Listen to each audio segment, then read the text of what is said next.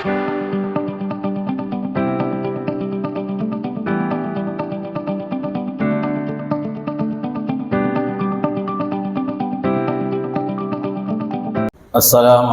warahmatullahi wabarakatuh. Innal hamdalillah nahmaduhu wa nasta'inuhu wa nastaghfiruh wa na'udzu billahi min shururi anfusina wa min sayyiati a'malina. May yahdihillahu fala mudilla lahu wa may yudlil falan tajida lahu waliyyan mursyida. أشهد أن لا إله إلا الله وحده لا شريك له وأشهد أن محمدا عبده ورسوله عما بعد. وقال الله تعالى في القرآن الكريم أعوذ بالله السميع العليم من الشيطان الرجيم يا أيها الذين آمنوا اتقوا الله حق تقاته ولا تموتن إلا وأنتم مسلمون. Hadirin jamaah kaum muslimin, ibu-ibu, bapak-bapak, saudara-saudara yang dimuliakan dan dicintai oleh Allah Subhanahu wa taala. Alhamdulillah, tiada henti-hentinya kita memuji dan bersyukur pada Allah atas seluruh nikmat yang Allah berikan kepada kita. Dengan nikmat itulah kita bisa membangun kesolehan, membangun ketaatan, melakukan berbagai macam kebaikan-kebaikan, aktivitas-aktivitas duniawi kita, dan hal-hal yang menghadirkan rahmat dan keberkahan dari Allah Subhanahu wa taala. Ibu bapak, saudara-saudara jamaah kaum muslimin yang dimuliakan Allah Subhanahu wa taala, malam ini kita melanjutkan pembahasan yang masih tersisa dengan judul materi yang sama, yakinlah dengan rencana Allah. Untuk menghadirkan memori ingatan kita pada pertemuan yang lalu, saya ulangi sedikit hadis yang berkaitan dengan persoalan yang kita diskusikan, yang sudah kita sampaikan, di mana Rasulullah menjelaskan kepada kita, ajaban li amril mu'mini in amrahu kullahu khairun wa laysa dhalika li ahadin illa lil mu'min in asabatu sarra'u syakara wa kana khairan lahu wa in asabatu darra'u sabara fa kana khairan lahu. Sungguh menakjubkan keadaan seorang mukmin, seluruh urusannya itu baik. Ini tidaklah didapati kecuali pada seorang mukmin. Jika mendapat kesenangan maka ia bersyukur, itu baik baginya. Jika ia mendapat kesusahan maka ia bersabar, itu pun baik baginya. Hadis sahih riwayat Imam Muslim. Jadi Rasulullah menjelaskan kepada kita tentang keadaan-keadaan, situasi, kondisi apa yang kita alami, apa yang kita rasakan sebagai bagian dari hukum sunnatul alam. Tidak akan pernah bisa kita menghindari apa yang menjadi ketetapan Allah, bahwa akan dipergilirkan antara kebaikan dan keburukan di dalam kehidupan kita. Wa balawna bil hasanati was sayyiati la'allam yarju. Kami uji manusia itu dengan al hasanat, dengan sesuatu yang baik. Seluruh jenis baik itu adalah bagian ujian. Was sayyiat, sesuatu yang tidak menyenangkan, sesuatu yang buruk, jelek. La'allahum yarji'un, agar supaya manusia kembali kepada kebenaran, agar manusia kembali kepada Allah Subhanahu wa taala. Jadi dipergilirkan kepada kita. Kadang kita mendapat ujian kebaikan yang manusia menganggap itu adalah bagian dari rahmat.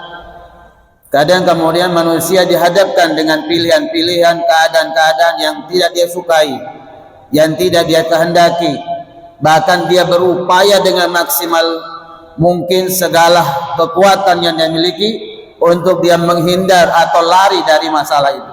Tapi justru semakin dia menghindar, semakin dia jauh lari dari masalah itu, justru masalah itu datang mengejar dirinya. Tidak jarang kemudian manusia menangis Tidak jarang kemudian manusia futur, drastis, mengalami down, mengalami penurunan dalam segala hal. Nah, pada titik-titik seperti itulah titik di mana sangat berbahaya sekali bagi keadaan seorang muslim. Ketika dia tidak mengembalikan semua nilai-nilai imaniyah, keyakinan dia bahwa apa yang Allah tetapkan, urusan apapun jenisnya, semuanya adalah ajib, semuanya adalah suatu yang baik. Kalau dia diberikan kebaikan oleh Allah Subhanahu wa taala, maka dia pandai bersyukur. Ketika dia diuji dengan kesusahan, maka dia bersabar, dan kedua-duanya itu baik.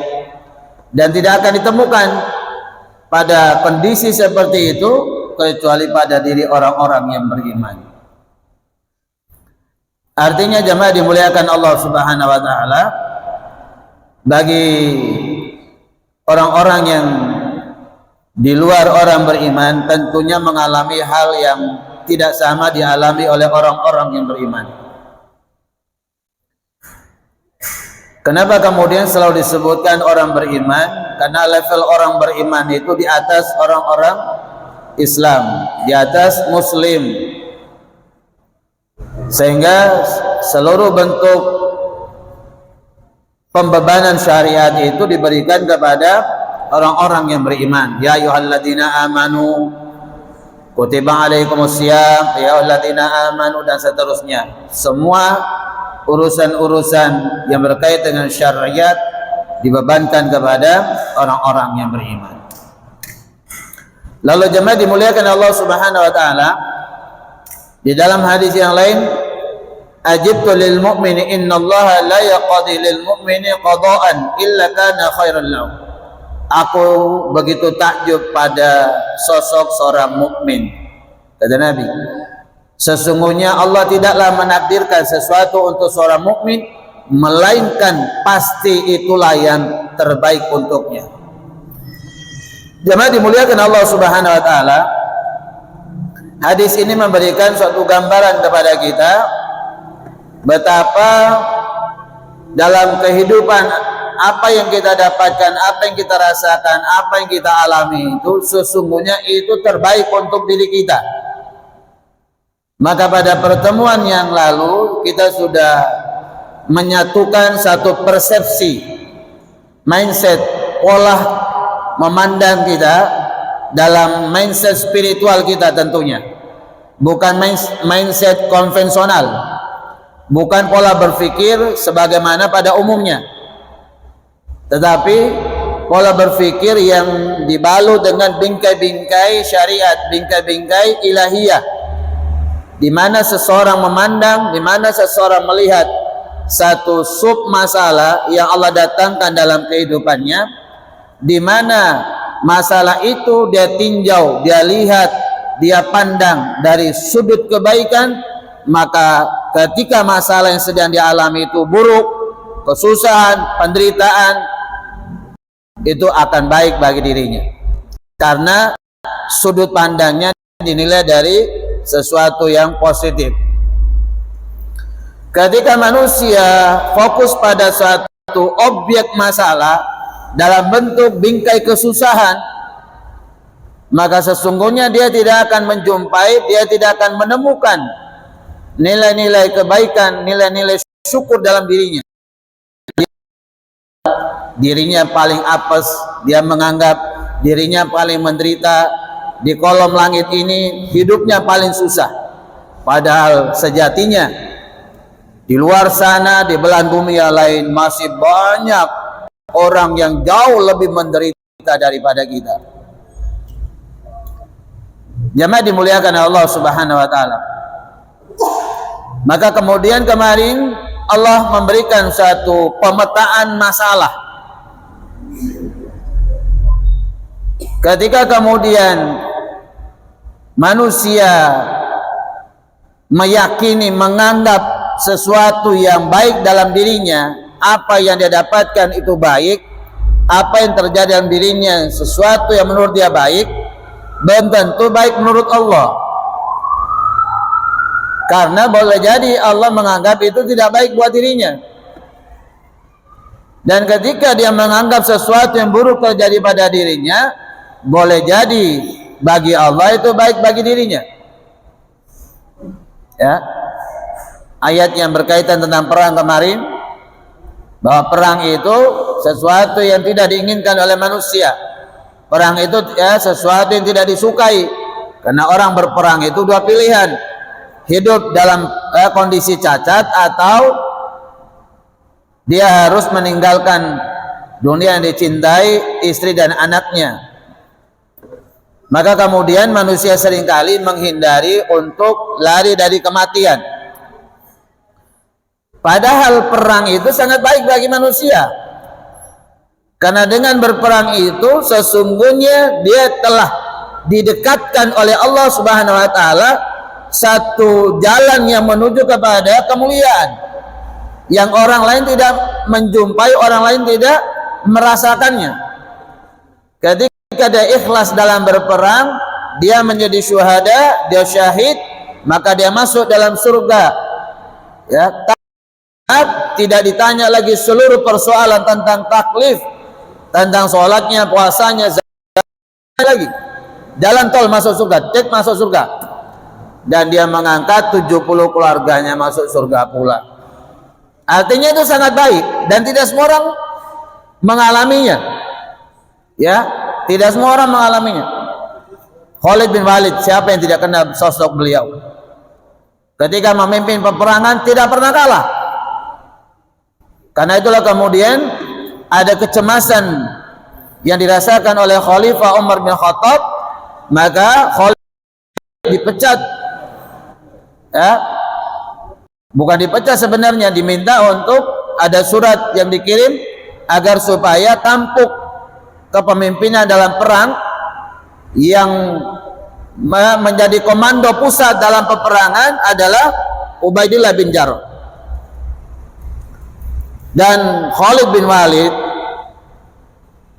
sekujur tubuhnya mengalami bekas-bekas luka sayatan pedang, tombak, panah, tapi Khalid bin Walid meninggal di atas ranjang.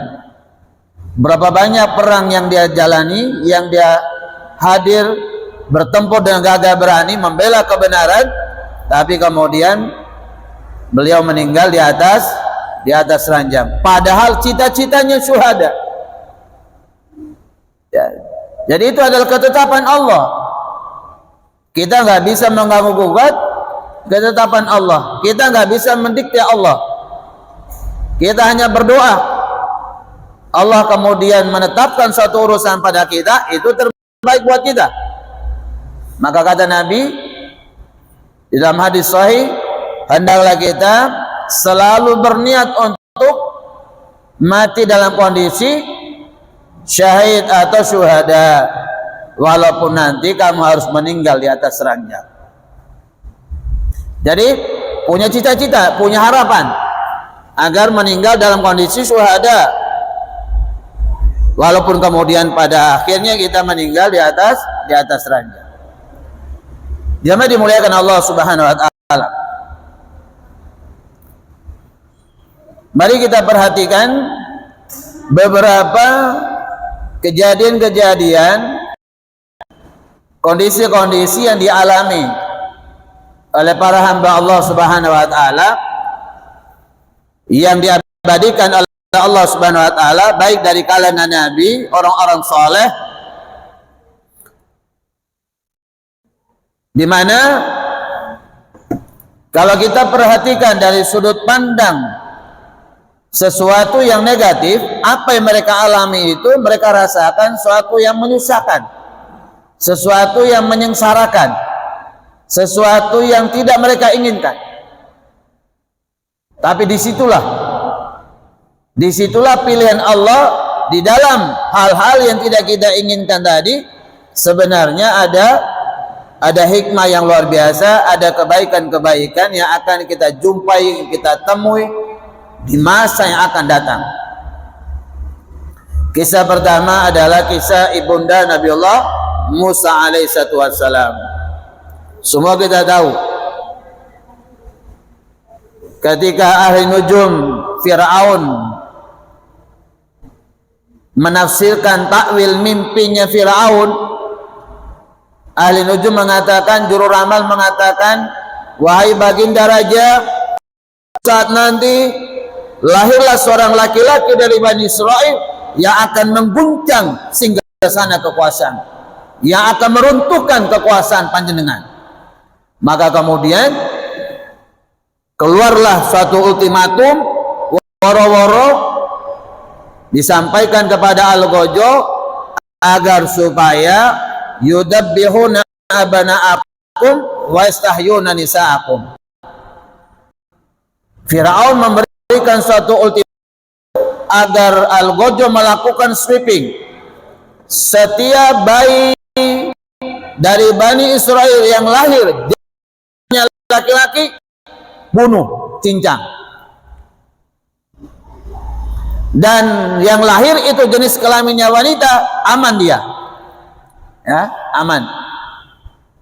Jadi kalau panjenengan berada pada situasi seperti itu, kondisi seperti itu, ya, Anda punya istri tercinta dalam kondisi hamil besar, persiapan mau melahirkan, lalu kemudian ada penting seperti itu, apa yang dirasakan oleh suami istri? Bagaimana perasaan ibu yang mengandung sekian lama dengan belahan kasih sayangnya, curahan cintanya, perhatiannya dan semuanya, bapak yang mencari nafkah agar supaya janinnya sehat dan seterusnya, agar istrinya punya power, punya kekuatan untuk mengandung dan melahirkan. Lalu kemudian bayi itu berjenis kelamin laki-laki, yang ada dalam benak, dalam pikiran, pasti dibunuh. Itu pun yang dialami oleh ibunda Nabiullah Musa alaihissalam. Ya, dan Allah memberikan ilham kepada ibunya Nabi Musa. Ilham, Allah berikan ilham kepada ibunda Nabi Musa agar supaya bayi Musa itu dihanyutkan di sungai Nil. Logikanya, ya, logikanya, ketika bayi dihanyutkan di sungai Nil, di mana, ya, permaisuri daripada Firaun, selir-selir dan keluarga Firaun yang mandi di sungai Nil, menjumpai, menemukan bayi ini, pasti akan dicari siapa sebenarnya bapaknya, siapa sebenarnya ibunya.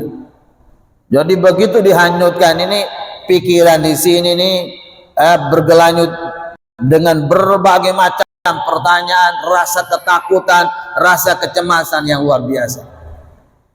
Jangan-jangan anak saya dibunuh, jangan-jangan kemudian ketemu saya ibunya, saya bapaknya, kami didatangi, kami dicincang, dan seterusnya. Rasa takut itu muncul. Tapi apa yang terjadi, jemaah dimuliakan Allah Subhanahu wa taala? Ya, Allah Maha di atas segala-galanya. Di tanganlah segala ketentuan dan ketetapan Allah Subhanahu wa taala. Ketika orang itu beriman akan ketetapan Allah, kenapa itu harus baik? Karena tidak akan mungkin Allah menghadirkan kejahatan, keburukan pada diri kita. Kalaupun apa yang kita alami, kita rasakan, menurut kita itu tidak nyaman, menurut kita itu buruk, sesungguhnya di dalam keburukan itu pasti tersimpan hikmah kebaikan.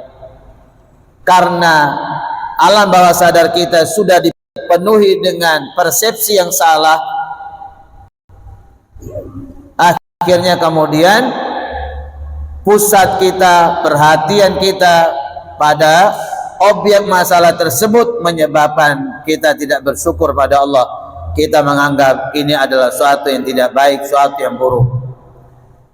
Maka jemaah dimuliakan Allah Subhanahu wa taala, dan ternyata Musa kecil, Musa masih bayi, diambil, dibawa ke istana, dan proses yang kita alami, yang kita rasakan pada kisah yang diceritakan di dalam Al-Quran, atau kisah yang biasa disampaikan oleh para duat, para dai-dai, tentang Musa kecil, ya, yang dia memakan bara api yang menyebabkan lisannya, lidahnya pendek, ya, sehingga ketika kemudian diutus oleh Allah menghadapi ayah angkatnya Firaun, Nabi Musa memohon agar saudaranya diangkat menjadi nabi pula, yaitu Nabi Harun menjadi jubir.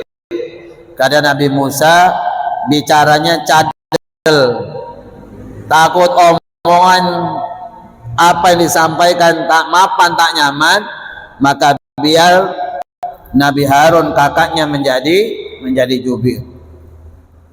Nah, jemaah dimuliakan Allah Subhanahu wa taala. Jadi ketika Nabi Musa dihanyutkan, orang tua mengalami perasaan yang campur aduk, ya. Lalu kemudian pada akhirnya Musa pun dipertemukan kembali oleh Allah dengan ibunya. Musa kecil tidak mau mengkonsumsi ASI kecuali ASI dari ibu kandungnya.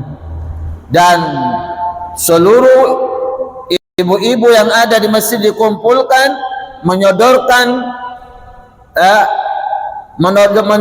puting susunya untuk diisap oleh Musa kecil, dan semuanya ditolak oleh Musa. Musa tidak mau. Sampai pada giliran ibu kandungnya datang dalam kondisi cemas, lalu kemudian menyodorkan, ya, diambil, masukkan ke dalam pakaian yang tertutup, sodorkan. Ternyata Musa pun diam dan menikmati ASI dari ibu kandungnya. Dan proses selanjutnya Nabi Musa menjadi nabi dan rasul. Artinya apa, jemaah dimuliakan Allah Subhanahu wa taala? Kalau kita berangkat dari kisah awal ini kan, kemudian disinilah letak tolak ukurnya. Apakah kita itu husnudzon pada Allah, apa suudzon pada Allah? Makanya dalam hadis qudsi, saya tergantung sangkaan hambaku. Kalau hamba menyangka saya baik, ya saya sangka baik. Kalau hamba menyangka saya buruk, ya saya sangka buruk.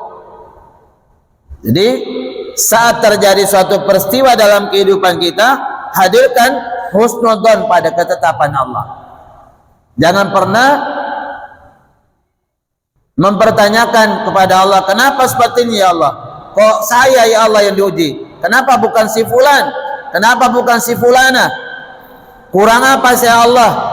Perasaan saya sudah sholat 5 waktu, sholat sunnah, tilawatil Quran 1 hari 1 juz, sholat malam gak pernah pray, sholat duha selalu rutin, infak sedekah sudah tiap hari saya lakukan. Kok ujian gak selesai-selesai pangeran? Kok bukan si ahli maksiat ini? Kenapa bukan mereka yang kau uji, dan seterusnya. Nah, ini manusia mau mengatur Allah, ya. Maka ketika terjadi sesuatu yang tidak menyenangkan, buruk, dan hal-hal yang idem, hadirkan husnudzon pada Allah, bahwa tidak akan mungkin Allah menghadirkan suatu keburukan untuk menjadi keburukan buat masa yang akan datang. Tetapi sesungguhnya di dalam bala pasti ada hikmah kebaikan yang akan kita rasakan. Jemaah dimuliakan Allah Subhanahu wa taala. Mari perhatikan kisah Yusuf, di mana saking perhatiannya Nabi Yakub, bapaknya Yusuf yang kelak menjadi seorang nabi, ketika menceritakan tentang kisah mimpinya yang menurut Yusuf mimpi yang luar biasa di dalam surat Yusuf itu, lalu kemudian bapaknya mengatakan bahwa kelak kamu menjadi orang besar, kelak kamu menjadi seorang nabi, jangan kau ceritakan kisah ini pada saudara-saudaramu, karena mereka hasad, iri, dengki, dan kamu akan merasakan berbagai macam penderitaan, kesengsaraan dari perilaku mereka, perbuatan mereka. Dan apa yang terjadi? Karena Yusuf mendapatkan perhatian yang berbeda dengan saudara-saudaranya, timbullah iri hati, dengki, dan Yusuf kemudian direncanakan untuk dieksekusi kematiannya. Karena nggak tega, akhirnya kemudian pakaiannya dicabik-cabik seperti binatang buas, ya, yang mencabik-cabik pakaian Yusuf. Lalu dipotonglah binatang, domba atau sejenisnya, ditaburkan di atas pakaiannya, diceritakan kepada bapaknya mereka Nabi Yakub bahwa adik kami Yusuf diterkam oleh serigala. Ya, betapa menderitanya bapaknya, sedihnya luar biasa, sampai kemudian Nabi Yakub mengalami kebutaan. Saking sedihnya terhadap apa yang dialami oleh Yusuf ini. Yusuf kemudian dilemparkan dalam sungai, lalu kemudian ditemukan, diperjual, diperdagangkan, lalu dibeli oleh Al-Aziz, ya, seorang penguasa di Mesir. Ya, orang mengatakan anggapnya seperti bupati, gubernur lah begitu. Ya. Dibeli lalu kemudian diangkat menjadi anak angkat, pelayan di situ. Jamaah dimuliakan Allah Subhanahu wa taala.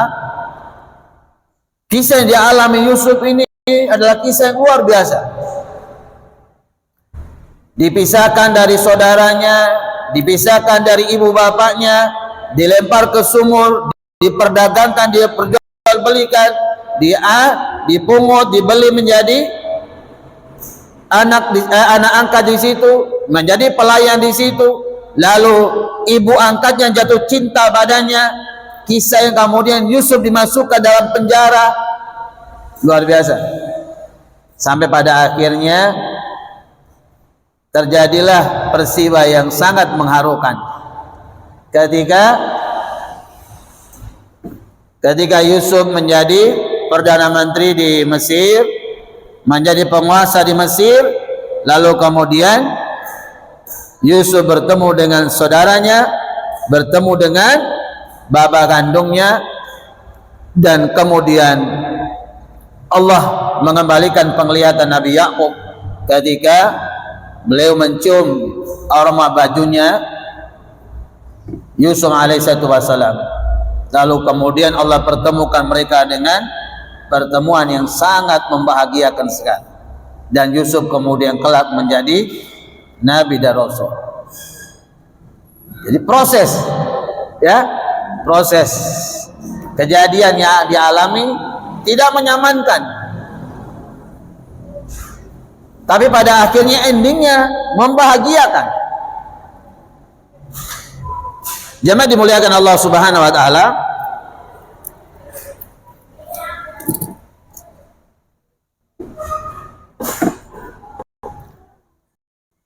Kita melihat juga pada kisah-kisah yang dialami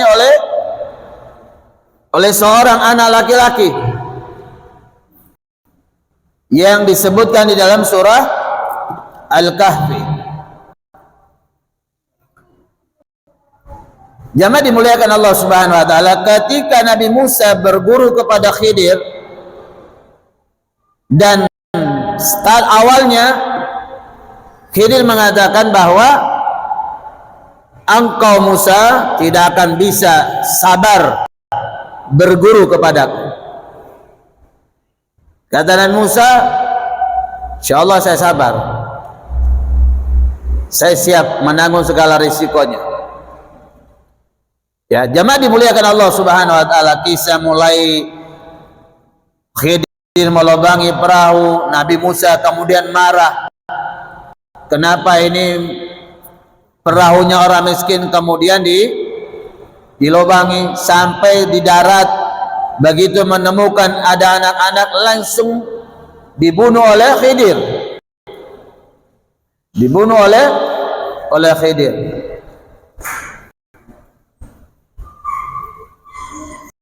Nabiullah Musa alaihissalam menyaksikan peristiwa itu, marah. Ini anak orang, salahnya dia apa? Lagian dia masih kecil, kenapa kau bunuh? Wah.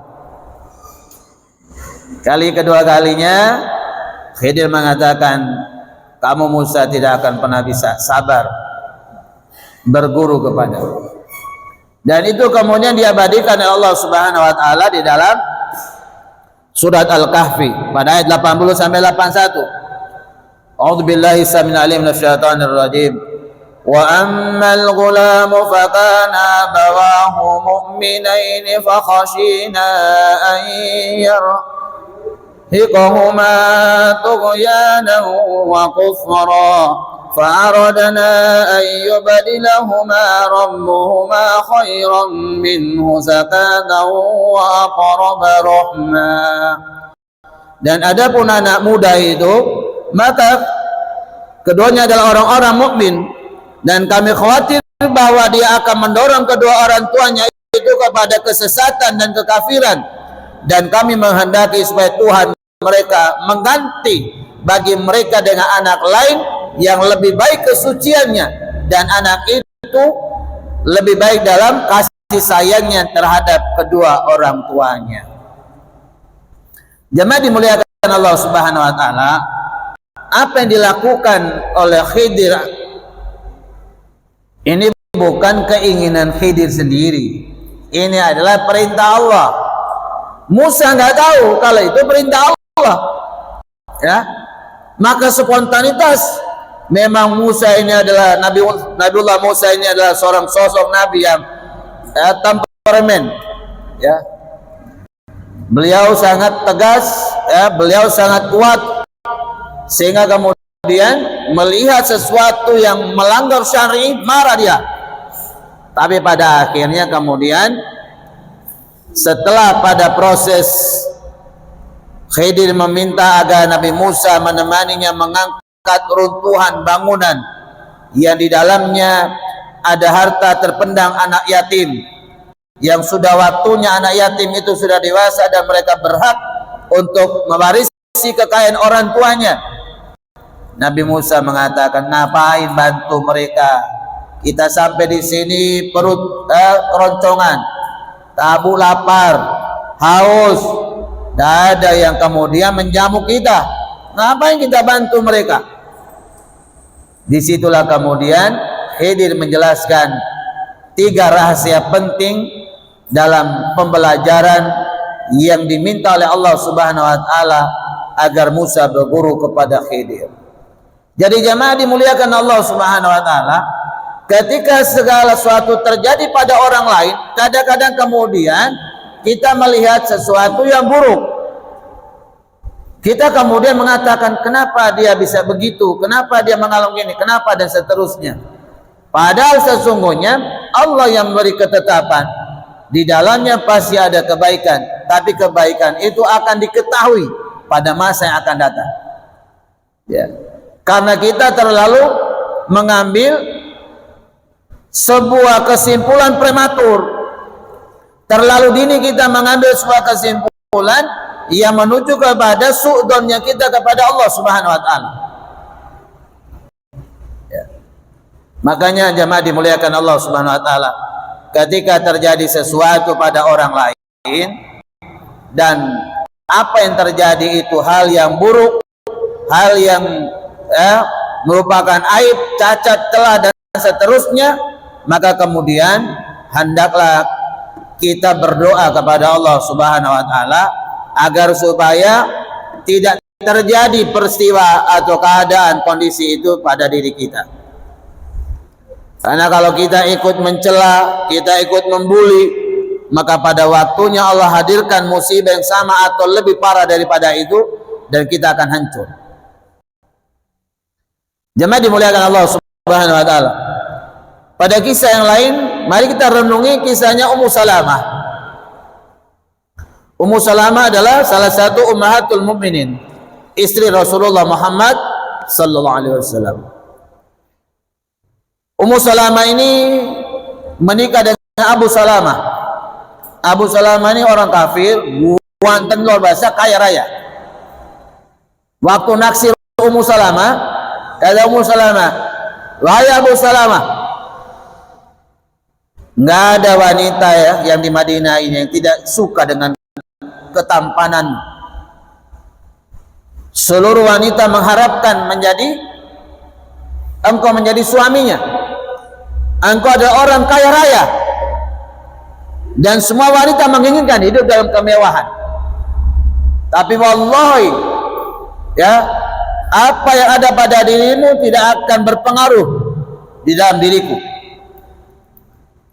Kalau memang kau betul-betul mencintai saya dan menjadikan saya sebagai istrimu, Syaratnya cuma satu.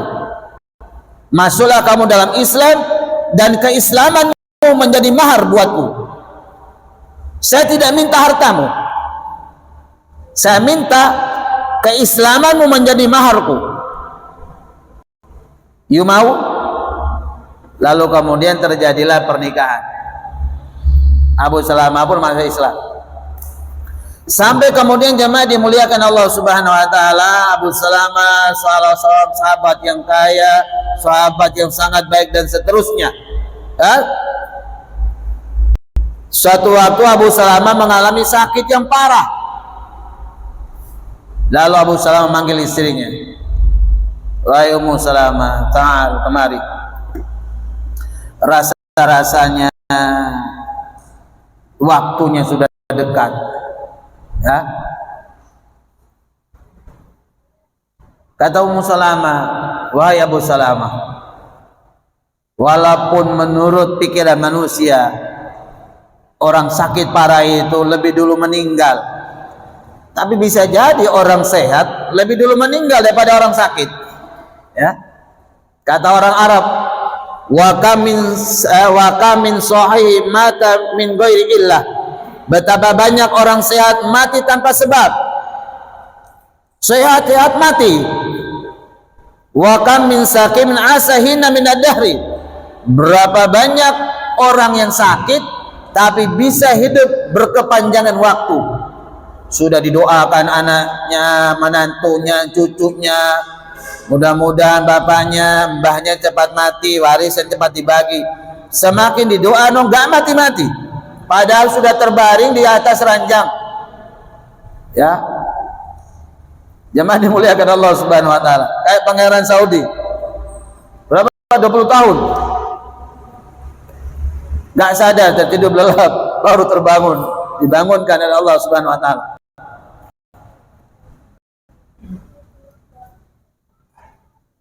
Kata Abu Salamah, gini aja sudah. Kita berdua harus MOU. Maksudnya MOU nikah? Iya, kalau seandainya Allah takdirkan saya meninggal duluan, Ummu Salamah, saya tidak ridho, saya tidak rela kau nikah lagi. Engkaulah istri ke dunia akhirat. Tolong pegang sumpah kita. Daroma. Kata Ummu Salamah, oh, kalau gitu nggak adil. Mau sampein terode iya, saya juga kepingin ya komitmen yang sama. Debat ada sami mawon. Seandainya saya yang sehat ditakdirkan Allah meninggal duluan, kamu juga tidak boleh menikah lagi setelah sepeninggalanku, karena kau suamiku dunia akhirat. Deal, Pak. Qadarullah, Abu Salamah meninggal. Ya, Abu Salamah meninggal. Berita tersebar meninggalnya Abu Salamah. Lalu kemudian para sahabat, sahabiah datang takziah, Rasulullah pun datang takziah. Ya, Rasulullah pun datang takziah. Namanya orang meninggalnya suami yang sangat dia cinta ini kan pukulan berat, Pak. Pukulan berat. Makanya pada pembahasan-pembahasan yang lalu ada seorang istri yang sedang memeluk nisan di dalam hadis Sahih Bukhari itu. Ketika Nabi mengingatkan, ittaqillah, bertakwalah anda kepada Allah wahai orang bini, dan bersabarlah atas kematian suamimu. Tanpa menoleh, dia gak tahu kalau itu Rasulullah, karena karakter suaranya tidak dia kenal. Dia katakan, enak aja suruh saya bersabar, kan bukan kamu yang mengalami penderitaan, saya yang kehilangan suami saya. Derma kalau sampai kehilangan bini. Akhirnya kemudian ada sahabat yang mengingatkan, apa kamu nggak tahu siapa laki-laki yang menegurmu tadi? Nggak tahu. Emangnya kenapa? Dia adalah Rasulullah Muhammad. Langsung kejar ke rumah Nabi, minta maaf dan seterusnya. Apa kata Nabi? Ya, bersabar itu di awal musibah, bukan di akhir musibah. Jemaah dimuliakan Allah Subhanahu wa taala. Lalu kemudian datanglah Nabi. Apa kata Nabi? inna lillahi wa inna ilaihi rajiun. Dikasih amalan doa sama Nabi. Kata Nabi, kau baca ini Ummu Salamah. Ya, kau baca ini. Allahumma ajurni fi musibati wa akhluf li khair minha. Ya. Wa akhluf li khair minha. Illa akhlafallahu la khairan minha.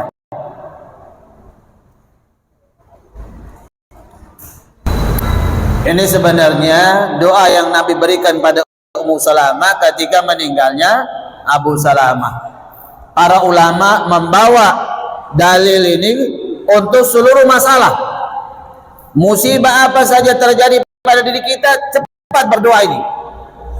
Istri meninggal, suami meninggal, anak meninggal, ya, kendaraan hilang, dan seterusnya. Cepat sudah berdoa. Allahumma ajurni fi musibati. Innalillah dulu Pak ya. Segala sesuatu datang dari Allah Subhanahu wa taala dan semuanya akan kembali kepada Allah Subhanahu wa taala. Allahumma ya Allah ajurni fi musibati. Tolong berikan saya kesabaran dari musibah yang aku alami, meninggalnya suami saya Abu Salamah. Wa akhluf li khair minha, dan tolong berikan ganti dari meninggalnya Abu Salamah ini sosok laki-laki yang jauh lebih baik lagi. Awalnya Ummu Salamah tidak terlalu perhatikan, namanya kondisi sudah pikiran ini nggak tenang, sedihnya Nabi kasih baca amalan doa, ya dibaca aja, baca terus. Lama-lama mikir dia, loh ini Nabi ngasih doa ini kok beda ya, kok berdoa agar supaya saya diberi ganti meninggalnya suami saya Abu Salamah dengan sosok laki-laki jauh lebih baik. Mikir sudah, muter sudah nih. Sera sahabat yang kedudukannya, makomnya, ibadahnya, akhlak dan semuanya lebih baik daripada Abu Salamah suami saya. Ya, benar mikir Pak. Sampai selesai masa iddah, datanglah rombongan dari Rasulullah melamar Ummu Salamah menjadi Ummahatul Mukminin. Baru terjawab. Jadi sedihnya merasa kehilangan suami tercinta. Dalam kondisi seperti itu, banyak orang lupa diri, lupa daratan. Ada orang menangis histeris, ada yang menampar pipi, rambutnya dijambak, bajunya dirobek, gulung-gulung, kan macam-macam Pak ya. Orang merasa ditinggal pergi orang itu kan ekspresinya macam-macam. Ya. Walaupun dia ngerti bahwa niyah meratap itu haram, tapi kadang-kadang lepas kontrol orang itu. Makanya kan butuh nasihat, wa tawasaw bil haqq wa tawasaw bis sabr wa tawasaw bil marhamah. Penting nasihat dari orang itu penting. Karena pada kondisi-kondisi tertentu kita lepas kontrol, akal kita tidak berfungsi. Maka ketika dalam kondisi seperti itu, Rasulullah memberikan amalan doa dan Allah mengganti sosok laki-laki yang jauh lebih dari segala-galanya dari suaminya, yaitu Rasulullah Muhammad sallallahu alaihi wasallam. Jemaah dimuliakan Allah Subhanahu wa taala. Begitulah gambaran, ya, gambaran yang berkaitan tentang kondisi-kondisi yang dialami oleh kita, selama kemudian hal-hal yang berkaitan tentang ujian-ujian, keburukan, kejelekan dan seterusnya. Kalau kita bersabar mengembalikan semua pada ketetapan dan ketentuan Allah Subhanahu wa taala, itu baik buat kita dan pasti ada hikmah yang terkandung di balik semua peristiwa ini. Sehingga ada syair yang mengatakan, seseorang seharusnya berusaha sekuat tenaganya mendapatkan kebaikan. Seseorang seharusnya berusaha dengan sekuat tenaga untuk mendapatkan kebaikan. Tetapi ia tidak akan bisa menetapkan keberhasilannya. Kan tidak ada kita bisa tahu berhasil atau tidak, mana tahu kita bisnis apa gitu, masa yakin berhasil kita? Belum tentu kan. Satu yang sifatnya masih gaib, belum terjadi. Artinya tugasnya kita adalah berusaha, berikhtiar. Urusan hasilnya serahkan pada Allah. Wa qul i'malu, dalam surat At-Taubah Allah mengingatkan wa qul i'malu fasayarallahu amalakum. Ya. Berkaryalah, berbuatlah, berinovasi dalam kebaikan apa saja. Biarkan orang beriman, biarkan Allah, Rasulullah dan orang-orang yang beriman yang menilai perbuatan. Jadi tugas kita adalah berbuat, melakukan. Hasilnya serahkan pada Allah. Allah nggak pernah mempertanyakan tentang hasilnya. Yang Allah pertanyakan itu adalah thoriqoh, jalannya, usaha, ya, geraknya. Itu yang ditanyakan Allah Subhanahu wa taala. Dan terakhir, Allah Subhanahu wa taala memberikan pesan kepada kita. Ini berkaitan suami istri sebenarnya, tapi ini berkaitan dengan banyak hal.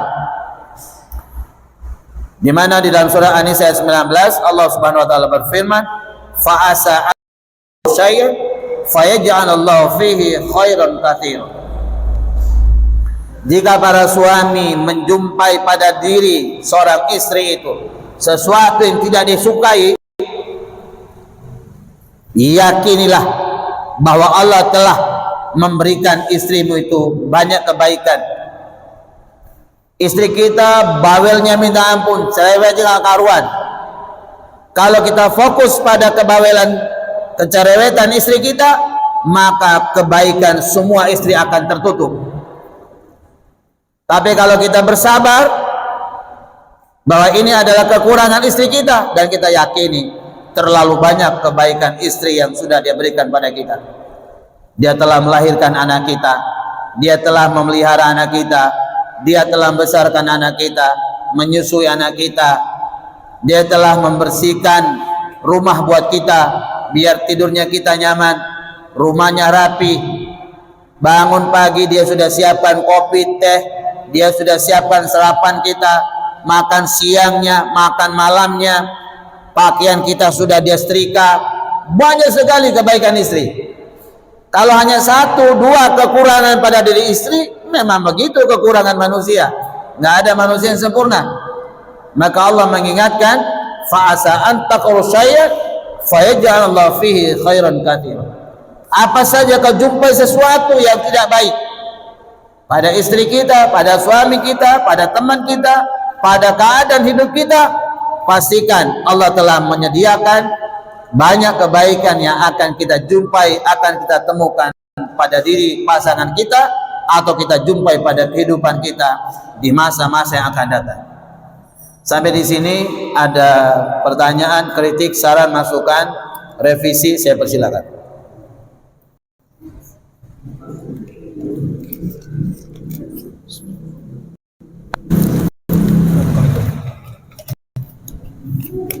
Izin bertanya Ustadz. Ya, monggo. Ini terkait permintaan si akhwat tentang mahar. Permintaan terkait mahar. Mahar. Nggih, mahar. Oh, okay. Dia meminta mahar pembacaan surah Ar-Rahman. Surah Ar-Rahman. Apakah hukumnya? Apakah ada ketika di zaman para sahabat ada sahabat yang menikah dan calon istrinya meminta mahar pembacaan surah tertentu gitu. Dan kalau memang benar adanya, apakah pembacaan surah itu dilakukan sebelum terjadinya akad, ijab qabul maksudnya, apakah sesudahnya? Itu yang pertama Ustaz. Dan yang kedua, bagaimana cara Islam mengatur dari cara ta'aruf sampai menghitbah sampai nanti terjadinya akad? Mohon dirinci secara terperinci Ustaz. Jazakallah. Baik, pertanyaan Ustaz kita tadi tentang mahar surat Ar-Rahman. Apakah ada zaman Rasulullah dan bagaimana teknisnya? Jemaah dimuliakan Allah Subhanahu wa taala. Pertama, yang harus kita perhatikan dan kita pahami baik-baik, bahwa mahar itu adalah haknya calon istri. Mahar itu haknya orang wanita, ya. Jadi mahar itu bukan ketetapan dari calon suami, bukan. Mahar itu adalah permintaan dari calon istri. Apa maharnya? Ya. Waktu Khalifah Umar menetapkan mahar yang mahal, yang tinggi, karena banyaknya perceraian yang begitu mudah pada saat itu, tampillah seorang wanita merevisi ketetapan Khalifah Umar pada waktu itu, bahwa Allah tidak pernah, ya, memberikan ketetapan mahar itu kepada orang laki, apalagi kepada penguasa. Mahar itu adalah haknya para wanita. Dan Nabi kemudian memberikan satu solusi, bahwa nikah yang berkah itu adalah nikah yang mahalnya ringan, tidak memberatkan suaminya. Ini cocok dengan orang Jawa, orang Madura, cocok.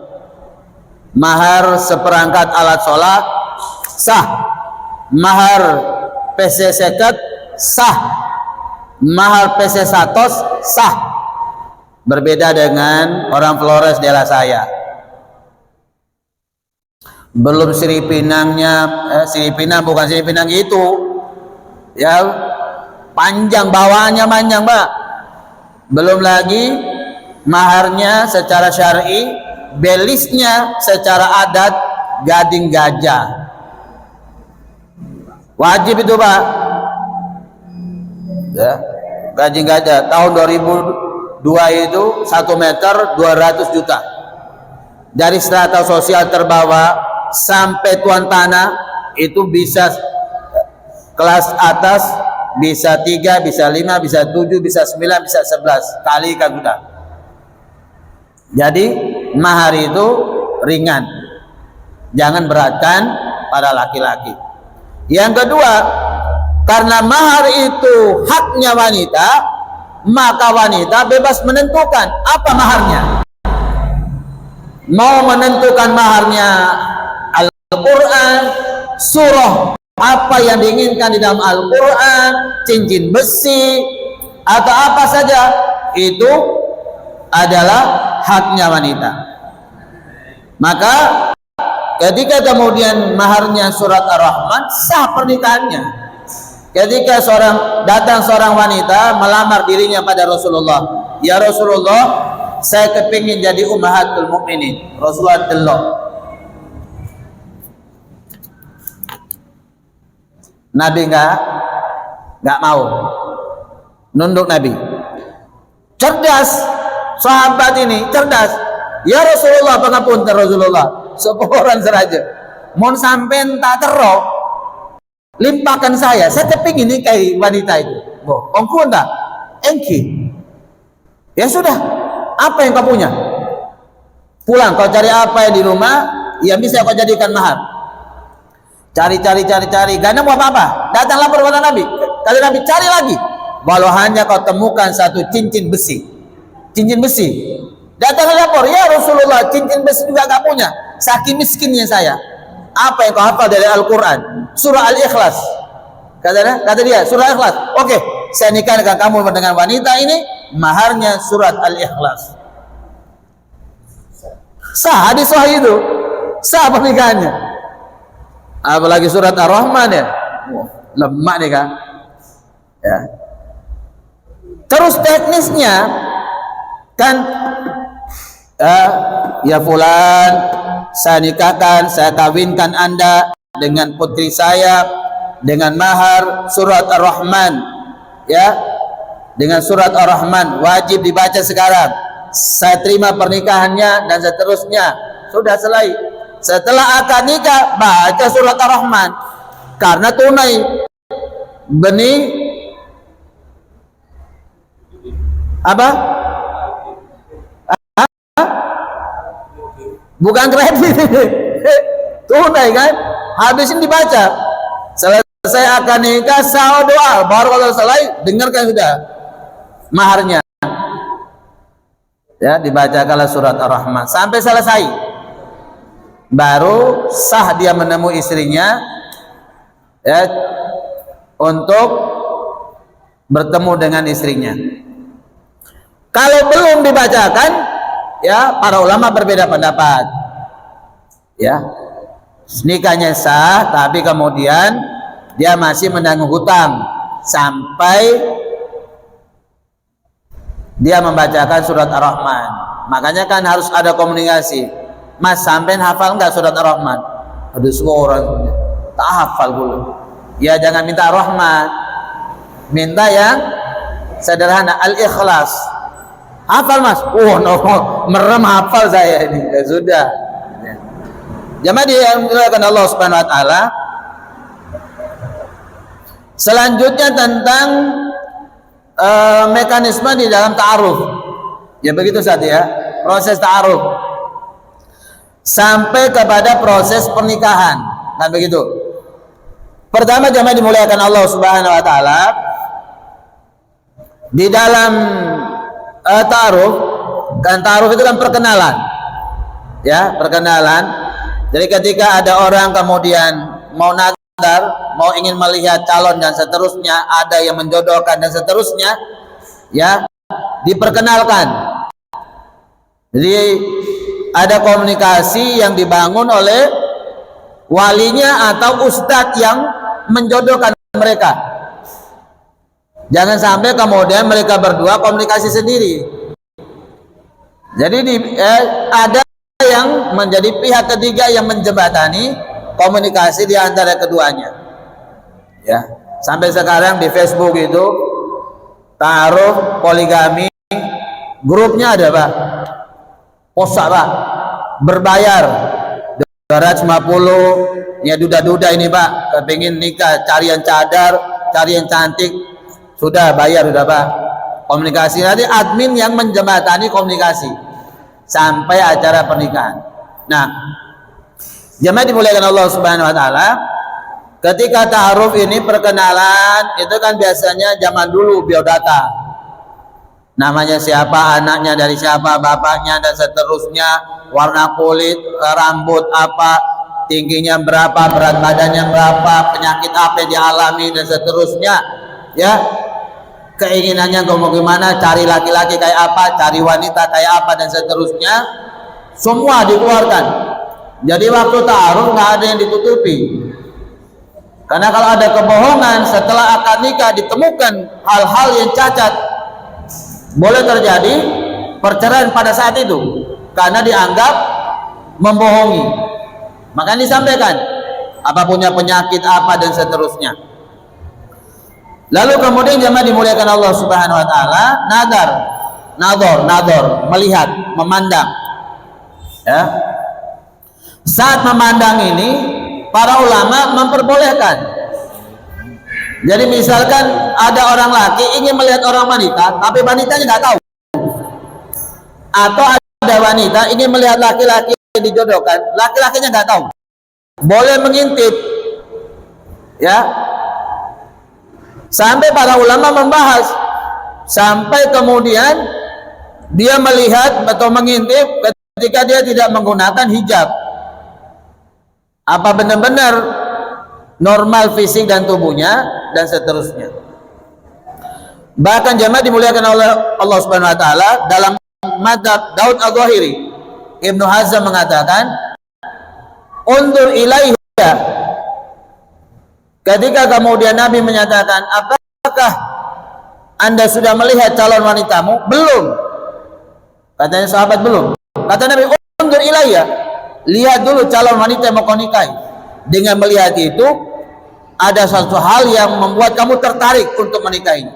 Para ulama mengatakan, itu wanita Ansor, wanita Madinah, biasanya matanya ada kebiru-biruan. Ya, kepada kelompok ras manusia yang ada di Eropa yang matanya kebiru-biruan. Ada garis-garis Palestina dan seterusnya, matanya kebiru-biruan. Ya, sesuatu yang membuat tertarik. Mungkin lesung pipitnya, mungkin gigi gingsulnya, mungkin yang lain yang menyebabkan kamu tertarik. Apa kata Ibnu Hazm? dalam pendapat di mazhab Daud Adh-Dhahiri, boleh seorang laki-laki melihat seorang wanita dalam kondisi telanjang. Apa ada lengkap, apa kena kanker payudara, apa sudah dioperasi atau hilang dan seterusnya. Tapi keempat madhab menyatakan bahwa tidak boleh melihat calon wanita dalam kondisi yang terlihat auratnya, cukup hanya memandang wajah dan kedua telapak tangan. Memandang wajah dengan kedua telapak tangan. Jadi ulama berbeda pendapat dalam urusan nadar. Apa nador? Nador itu memandang, melihat. Ya. Selesai semua, oke. Atau bisa mengutus ibunya, orang laki calon ini mengutus ibunya, bibinya, saudara, saudari wanitanya melihat wanita. Boleh di tempat tertutup, nggak ada orang yang ada kecuali mereka berdua. Dilihat fisiknya lengkap semua, tidak ada cacat. Boleh. Ya, mengutus utusan. Bahkan di dalam hadis Nabi mengatakan ketika menikah, Nabi mengutus utusan untuk mencium aroma mulutnya dan melihat tungkai cekungan pada tumitnya. Apa maksudnya? Aroma mulut itu adalah gambaran beres tidaknya pencernaan seseorang, sehat atau tidaknya seseorang. Tungkai itu, yang cekung itu menunjukkan rasanya legit dan sempit. Itu rahasia bahaya. Rahasia. Sampai ke sana. Hadis-hadis pembahasan perkara itu. Setelah selesai semua, dirasa cukup dan kedua-duanya niat lillahi ta'ala, oke semua, lalu kemudian lamaran dilakukan untuk mengkhitbah dalam rangka agar supaya tidak ada yang masuk melamar dia. Apa kata Nabi? Tidak boleh seseorang melamar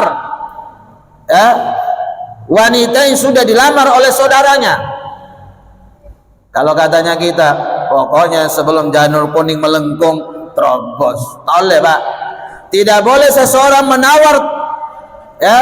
menawar tawaran saudaranya dalam transaksi jual beli. Saudaranya lagi tawar, ya tak usah samin, biar saya aja sudah.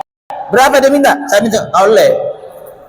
Kalau saudaramu selesai tawar dan dia tidak cocok, dia meninggalkan majelis, baru kita maju. Ya, minta berapa Pak? Oh, barusan tadi minta sekian, saya nggak kalau oke, saya siap. Boleh. Kalau saudaramu lagi nawar, nggak boleh ditawar. Kalau saudaramu sudah melamar orang, jangan kau lamar.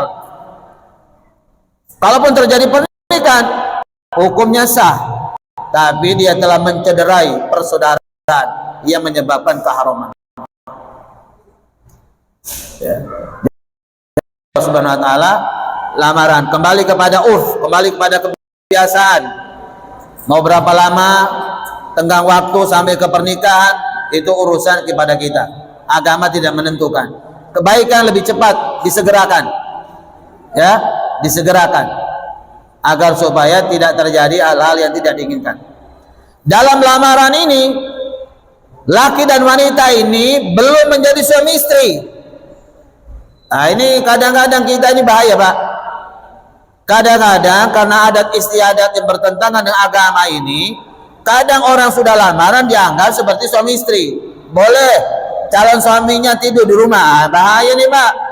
Ini ngajarin anak berzina ini namanya. Boleh bonceng-boncengan. Tak boleh Pak. Berjabat tangan saja nggak boleh. Ya, dia bukan mahramnya. Nggak boleh. Ya sudah lamar sini, keluarga laki-laki pulang semua, lakinya tinggal sini. Nanti bonceng istri, calon istri, tak boleh Pak. Makanya saya selalu menyarankan keluarga istri saya di Pendil itu, begitu lamaran langsung siri, biar kita nggak tanggung dosa Pak. Ya. Jadi setiap saya diminta untuk saya bilang ke teman-teman, gimana kalau disiri sekalian biar kita nggak tanggung dosa. Enak. Nah, setelah segala ketetapan ketentuan sudah disepakati bersama, baru kemudian masuk kepada pernikahan. Di pernikahan itu kata Nabi, nikah yang berkah adalah nikah yang ringan pembelanjaannya. Nikah jangan jor-joran, Pak. Apalagi nikah kepingin kembali modal. Bapak Ibu kalau nggak mau buat hajat dinikmati oleh orang, nggak usah undang orang. Cukup tetangga 1-2 sah. Pakai tonjoan, sabun lah, apalah ini, ya, standing party ya, kemudian kotak, minta amal apa? Oleh Pak. Sampai kalau punya hajat ya sudah, ingin membahagiakan orang, nggak usah minta kembali dari orang. Ini suatu kaprah yang nggak baik, yang dipertahankan, ya. Oleh, oh kita punya hajat ingin bahagia, anak kita menikah, lo kita kemudian minta orang bawa amplop, pasin, oleh. Saya sarankan buat undangan, kasih kotak infak, silang Pak, oleh. Ya, betul-betul kita ingin berbagi dengan orang. Kalau nggak bisa begitu, mendingan 1-2 tetangga, siap penting sah ke KUA, nikah di KUA, disaksikan di sana, datang kemudian apa kata Nabi? Aulim walau bisyatin. Ya Abdurrahman, adakan walimah walau hanya menyembelih seekor kambing. Abdurrahman itu sahabat yang terkaya, Pak, kaya raya. Tapi Nabi mengatakan aulim walau bisyatin. Adakan walimah walau hanya menyembelih seekor kambing. Kenapa Nabi nggak mengatakan sembelilah unta? Ya, orang kaya raya ini, konglomerat Abdurrahman ini sahabat. Tapi kenapa kambing?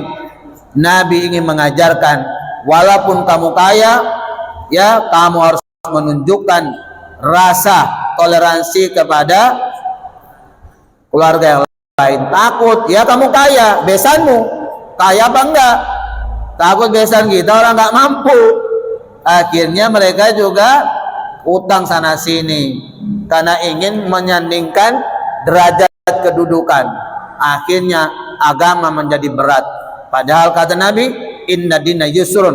Sesungguhnya agama Islam agama yang simple, sederhana, mudah. Yassir wala tu'assiru. Permudah dan jangan pernah mempersulit diri.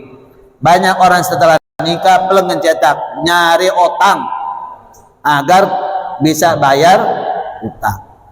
Insyaallah gitu Ustaz ya. Ustaz, cukup ya? Baik. Terima kasih banyak atas segala perhatian. Masih ada? Masih ada? Oh, monggo. Hah? Oh, bebas. Pak Haji masih memperbolehkan. Kalau sudah begini jangan dilanjut. Mic-nya.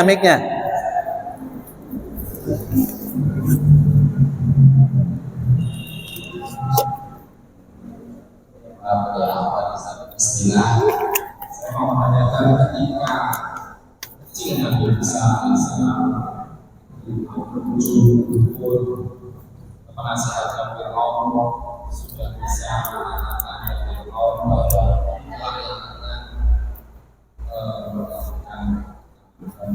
memusnahkan juga ketika kecilnya Nabi Sallallahu Alaihi Wasallam ketika dia berdekat dengan Allahnya dengan seorang dari Nasoro, pendidikan dari Nasoro mengatakan yang telah akan yang saya katakan di sini sekarang untuk pendidikan dari Nasoro yang paling lucu dan Allah Ta'ala jelas bukan firman Allah Ta'ala. Kemudian apakah mereka yang tahu apakah dari ramalan mereka atau dari kita mengingatkan mereka kalau kita pada Nabi itu dari jelas kami dalam masalah apa itu memang Allah besar. Dan kedua mereka mengetahuinya dari mana.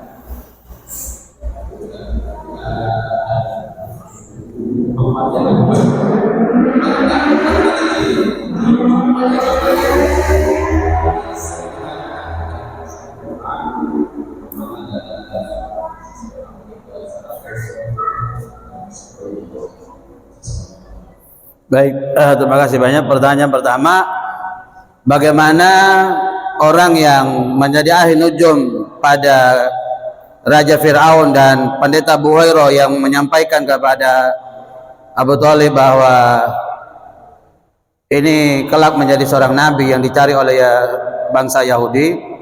Pertama, bahwa namanya takwil mimpi. Jadi memang ada orang-orang tertentu yang Allah berikan dia punya kemampuan mentakwil mimpi. Contoh ketika Yusuf masuk dalam penjara, Yusuf mentakwil mimpi tentang pelayan.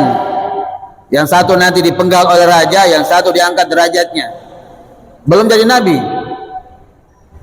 Kalau dari kalangan mulai dari sahabat, tabi'in, itu ada sosok namanya Ibnu Sirin. Ibnu Sirin itu disepakati oleh para ulama ahli ta'wil mimpi. Jadi orang diberikan kelebihan oleh Allah Subhanahu wa taala untuk memahami sesuatu yang tidak dipahami orang lain. Bukan dari bisikan, bukan. Jadi seseorang mimpi misalkan diseruduk binatang buas, mimpi tenggelam dan seterusnya, mimpi. Semua mimpi itu pasti ada apa namanya? Ada penakwilan yang tidak semua orang bisa. Ya.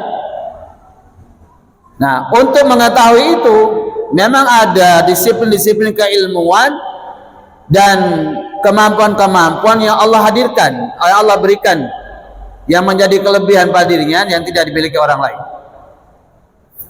Dan tidak sembarangan. Ya. Kemudian seseorang sering bermimpi ular, digigit ular, dipatok ular. Apa tawil mimpinya? Ya. Kata bahwa orang yang sering mimpi ular jodohnya udah dekat. Bener kira-kira? Bener Pak? Orang Jawa bilang gitu. Sampai nggak tahu, sampai Pak orang Jawa. Saya orang Flores saja tahu Pak. Katanya orang Jawa kalau orang mimpi ular maka jodohnya sudah dekat. Pertanyaan, kalau yang mimpi itu ibunya, wong suaminya ada, masa jodohnya dekat? Orang yang sering mimpi ular, dipatok ular, dibelit ular, itu dia mimpi berkaitan dengan syaitan. Dari mana tahu takwil mimpinya? Karena Nabi bilang, ketika ada sahabat yang terbunuh gara-gara bunuh ular. Yang meriwayatkan hadis itu, saya lupa, apa ularnya mati dulu, apa sahabatnya meninggal duluan. Karena begitu jeda peperangan, dia ingin berjumpa dengan istrinya karena pengantin baru, kata Nabi, bawa tombak ini, barangkali kau bertemu sudah di jalan. Sampai depan rumahnya dilihat istri, kok ada di luar, negative thinking, jangan-jangan istri selingkuh. Begitu dia angkat tombak mau nombak istrinya, kata, bentar mas, jangan emosional, jangan sultan. Sampai masuk ke kamar, lihat ada apa menyebabkan saya lari keluar dari rumah. Begitu nyampe dalam kamarnya ada ular seperti ular piton, besar sekali. Tanpa berpikir panjang, dia tombak ular itu, ular membelit dia, terjadi pergumulan, dua-duanya mati dan meninggal. Sahabat yang melihat hadis mengatakan, saya nggak tahu yang meninggal duluan mati dulu sopo, tapi dua-duanya mati dan meninggal. Sampailah informasi pada Nabi, kata Nabi, para sahabat, antara Mekah dan Madinah ini banyak jin-jin kafir yang masuk Islam. Kalau rumah kalian disambangi ular, berikan mereka tenggang waktu 3 hari 3 malam, usil mereka, kata Nabi. Kalau ular beneran, dia pasti pergi, karena ular juga diberikan insting oleh Allah. Kalau ada usiran, ada tindakan, dia terancam mau dibunuh, itu sudah diberikan oleh Allah. Tapi kalau diusir bolak-balik tetap pancet boy ini kah? Ya, atau tiba-tiba hilang, muncul lagi, misterius. Kata Nabi, kalau kau terpaksa membunuh ular, sebutlah nama Allah, karena kau nggak tahu itu ular benar yang kau bunuh atau ular dari bangsa jin yang menyerupai ular yang kau bunuh. Kalau itu dari bangsa jin, maka kamu akan mendapatkan serangan secara gaib dari bangsa jin. Maka sebut nama Allah kalau saat kau bunuh ular. Jadi orang ketika bunuh mimpinya ular, itu indikatornya ada urusan dengan dunia gaibnya, jinnya, sihir dan seterusnya. Dari mana? Dari informasi yang disampaikan Nabi. Itu cara menakwil. Tapi kan tidak semua hal yang bisa disebutkan. Makanya dari kalangan sahabat sampai pada tabi'in, Ibnu Sirin yang disebut oleh para ulama, beliau sebagai ahli takwil mimpi. Ya. Jamaah dimuliakan Allah Subhanahu wa taala. Yang kedua, Pendeta Buhairah. Pendeta Buhairah itu adalah salah satu ahlul kitab yang sudah diinformasikan dalam Alkitab bahwa akan datang Nabi terakhir namanya Ahmad atau Muhammad. Ketika kemudian di pohon nubuah, pohon kenabian, tidak ada orang yang duduk di pohon itu kecuali dia bakal jadi nabi. Dan orang yang bukan nabi pasti nggak duduk di bawah situ. Itu pohon itu. Makanya kemudian ketika Muhammad masih remaja duduk di bawah pohon itu, Abu Thalib dipanggil. Abu Thalib, siapa anak remaja yang kau bawa? Keponakan saya. Namanya siapa? Muhammad. Coba saya boleh berkenalan. Bisa diajak? Oh bisa. Setelah Rasulullah dipanggil, Muhammad masih remaja panggil, kata pendeta Buhairah, wahai nak, izinkan, bolehkah saya melihat kamu tidak memakai baju? Kau singkap bajumu bagian belakang, saya ingin mengetahui. Begitu Muhammad masih kecil menyingkap bajunya, terlihat di punuk ini ya ada stempel. Jadi seluruh nabi itu ada stempel nubuah kenabian, seperti kayak daging numpang itu ya, kayak daging bipom ya, kayak mirip-mirip begitu, tapi ada itu nubuah, stempel kenabian. Seluruh nabi begitu. Apa kata pendeta Buhairah? Ya Abu Thalib, bawa ponakan ini pulang karena dia adalah calon nabi terakhir. Kalau Allah masih memberikan usia saya yang panjang, saya akan beriman ketika dia diangkat menjadi nabi dan rasul, dan saya akan menyaksikan dia akan diusir dari kampung halamannya. Itu dikenal dengan hijrah yang pertama ke Habasyah. Dari mana pendeta bicara begitu? Dari Alkitab, dari kitab Injil, ya.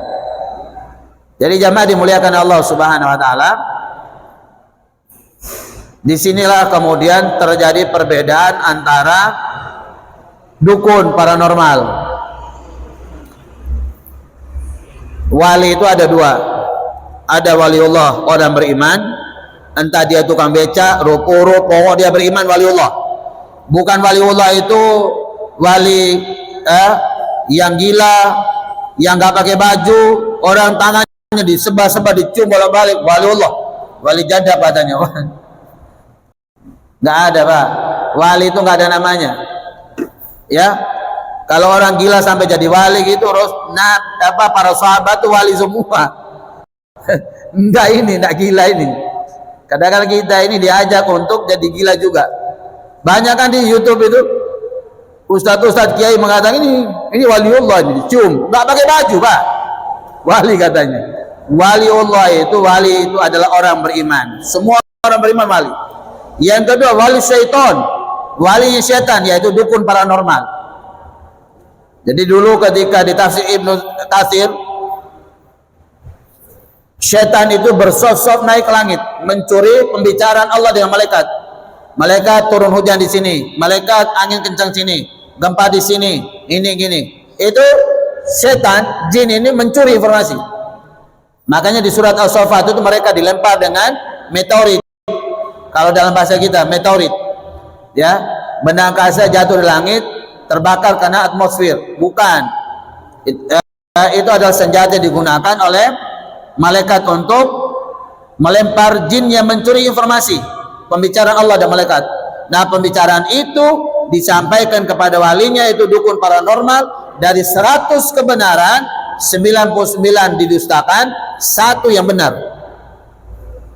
Makanya kalau dukun ke sana, ya nunggu bisikan dulu. Ada nunggu tidur dulu, mimpi, ada yang langsung dibisikin dan seterusnya. Sama seperti anak indigo, Gumai. Tahu Gumai? Roy Kiyoshi, Mama Loren. Deretan orang-orang yang mereka adalah anak orang-orang indigo yang mereka punya leluhur-leluhur yang berkaitan dengan dunia jin. Jadi mereka mengakses informasi berdasarkan data yang disampaikan dari dunia jin.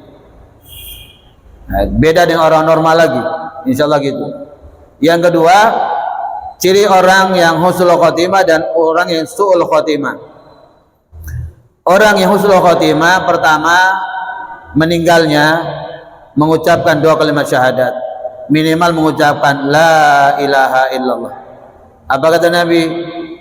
Sera-sera orang di akhir hidupnya mampu mengucapkan fi akhir kalamihi la ilaha illallah, dakhala jannah, pasti masuk surga. Cirinya mengucapkan 2 kalimat syahadat atau mengucapkan kalimat tahlil la ilaha illallah, husnul khotimah. Di antara lagi husnul khotimah adalah meninggal di malam atau hari Jumat. Ya, di hadis Tirmidzi kata Nabi, siapa yang meninggal di malam atau di hari Jumat, maka hari itu ketika dia dimakamkan, dia mendapatkan free, tidak ada adab kubur sampai esok pagi hari Sabtu mulai diurus sudah persoalan nikmat dan adab kubur. Kalau hari Jumatnya dia difreekan oleh Allah. Jadi orang yang meninggal di malam dan hari Jumat diantaranya adalah husnul khotimah. Loh, kalau yang meninggal itu bajingan, maling dan ahli zina, kita nggak tahu kapan orang mau seorang mau tobat diumumkan. Para tretan setuju, ya, kalau nikah tobat, mohon maaf, nah, kita nggak tahu. Kan roh itu ditarik dari kaki, naik terus sampai di dada. Dada ini mulai bingung sudah.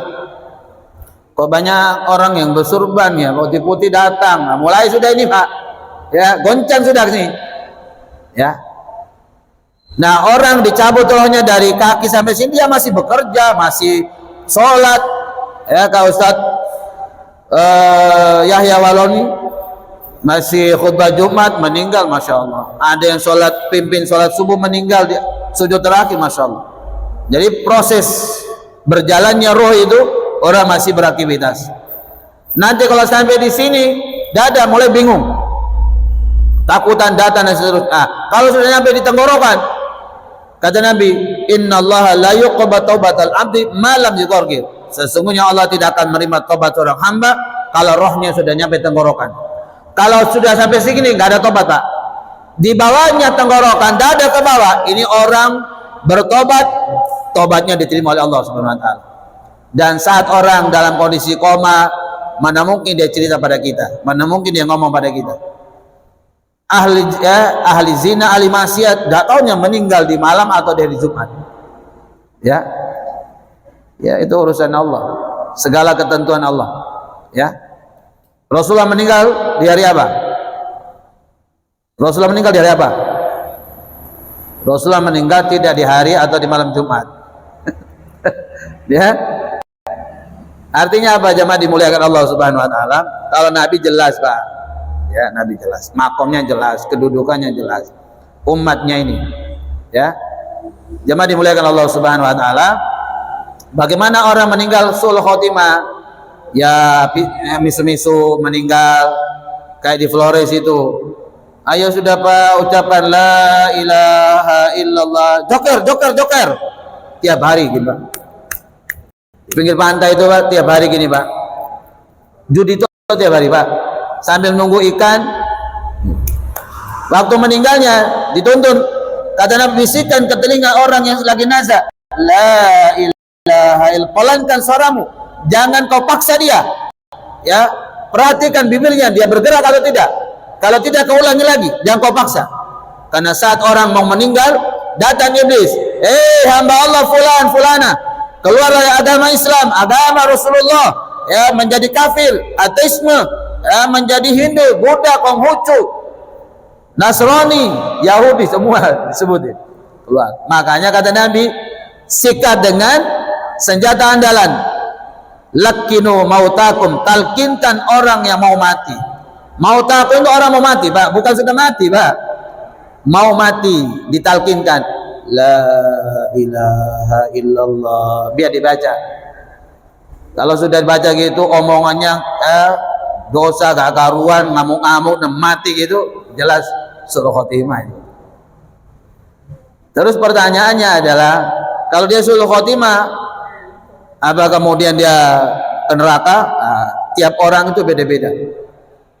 Ada orang masuk surga tanpa hisab, ada orang masuk surga dengan susah payah dan seterusnya. Ada orang harus dihisab dulu, dibakar dulu di neraka. Rata-rata kita mengalami itu Pak. Rata-rata kita mengalami. Dapat syafaat dari Nabi, baru kemudian dilempar ke sungai kehidupan, baru kemudian cantik-cantik, ganteng-ganteng, usianya kurang-kurang lebih 33 tahun. Insya Allah gitu Pak ya. Baik, terima kasih banyak atas segala perhatian. Kurang lebihnya saya mohon maaf sebesar-besarnya. Aku qouli hadza wa astaghfiru innahu ghafurur rahim. Subhanakallahumma bihamdika asyhadu an la ilaha illa anta astaghfiruka wa atubu ilaik. Assalamualaikum warahmatullahi wabarakatuh.